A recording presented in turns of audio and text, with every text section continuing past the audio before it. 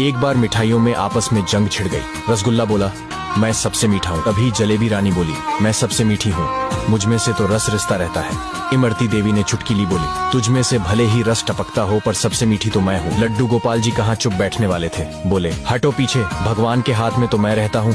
गणेश जी का प्रिय मिष्ठान हूँ। हलवा बोला, भले ही तुम भगवान के हाथ में रहते हो पर भगवान को भोग तो मेरा ही लगता है। लड़ाई बढ़ती देखकर एक कोने में पड़ी हुई चीनी की बोरी बोल उठी, ठहरो, लड़ना झगड़ना बंद करो। तुम सब में मैं ही तो हूँ, मेरे कारण ही तुम सब में मिठास है। मैं नहीं तो तुम सब कुछ भी नहीं, तुम्हारा कोई अस्तित्व नहीं। तुम तो केवल आटा, मैदा, सूजी, बेसन और पिसी हुई उड़द की दाल हो।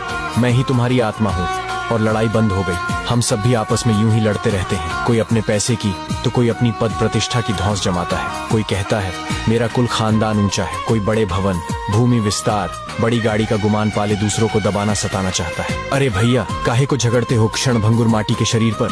याद रखिए, मालिक को सब बर्दाश्त है पर किसी की अकड़, अभिमान बर्दाश्त नहीं। जब तक शरीर में चेतना है तभी तक यह चल रहा है, इसी से इसकी शोभा है। आत्मा निकल जाने के बाद एक रात भी इस जड़ शरीर को घर में रखना भारी हो जाता है। पर विडंबना देखिए कि उस आत्म तत्व को हम पहचानते नहीं और सारी जिंदगी इस शरीर को ही सजाने संवारने में निकाल देते हैं।